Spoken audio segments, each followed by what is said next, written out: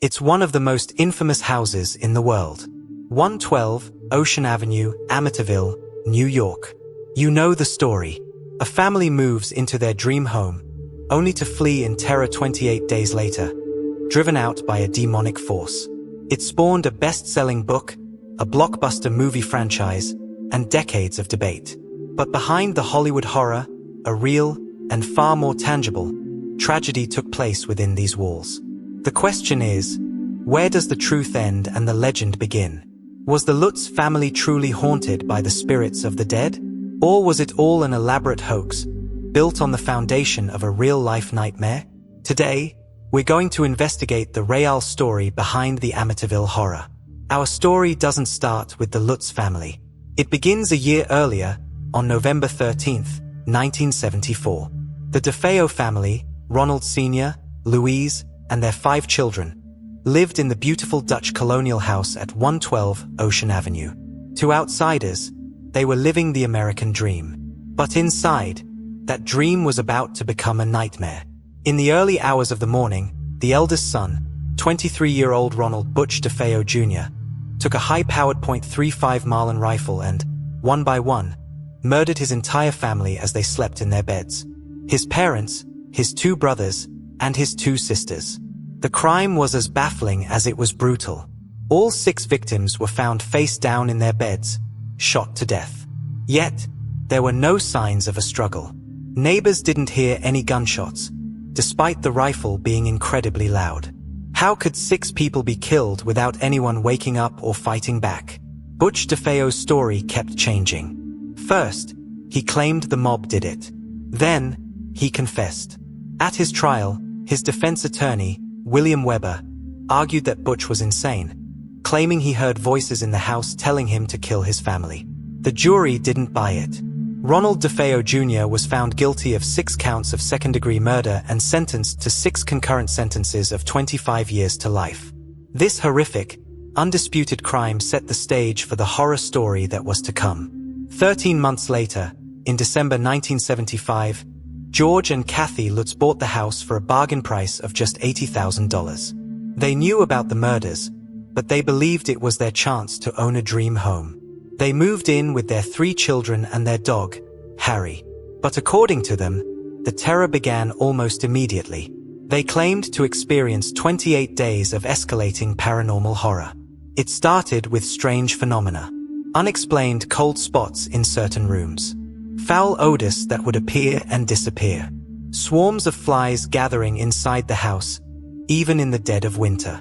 George began waking up every single morning at 3:15 a.m., the estimated time of the DeFeo murders, feeling inexplicably ill. He became withdrawn and angry. The family reported seeing green slime oozing from the walls and keyholes. A crucifix on the wall allegedly turned upside down on its own.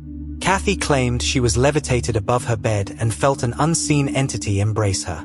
Their youngest daughter, Missy, developed an imaginary friend named Jody. But this wasn't any ordinary imaginary friend. Missy described Jody as a demonic pig-like creature with glowing red eyes, who could change shape and would sometimes appear outside her second-story window.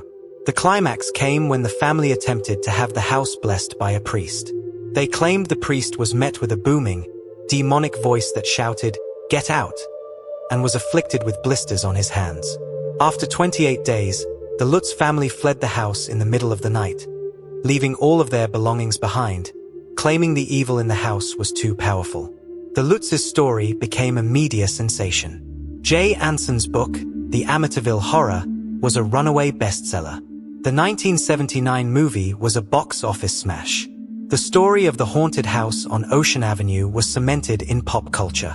But almost immediately, holes began to appear in their story. The biggest bombshell came from Ronald DeFeo Jr.'s own lawyer, William Weber. Weber came forward and stated that the entire haunting was a hoax that he and the Lutzes concocted. He famously said, "We created this horror story over many bottles of wine." According to Weber, the plan was to create a sensational story to sell books, with the ultimate goal of getting Butch DeFeo a new trial. He claimed the Lutzes were also in financial trouble and were eager for a big payday.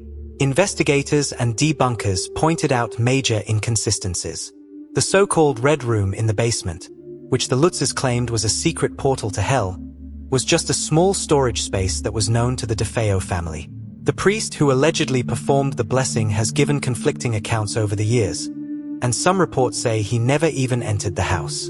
And perhaps most damning of all, every single family that has lived in the house since the Lutzes left has reported absolutely no paranormal activity whatsoever. The house, they say, is just a house. So, what is the real story of the Amityville horror? On one hand, you have the tragic, undisputed murder of the DeFeo family. A house stained by real-life horror. On top of that, you have the Lutz family, who, to this day, have stuck to their story of paranormal torment. On the other hand, you have a mountain of evidence suggesting a hoax. A lawyer who admitted to inventing the story, major financial motives, and the complete lack of any paranormal evidence before or after the Lutz's 28-day stay. Was 112 Ocean Avenue truly a gateway for demonic forces, unleashed by a terrible act of violence? Or was it simply the backdrop for a clever and incredibly profitable ghost story built on the graves of an unfortunate family? The truth, like the so-called spirits of Amityville, remains elusive.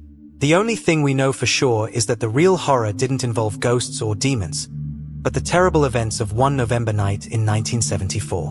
What do you believe? Was it a haunting or a hoax? Let me know your theory in the comments below.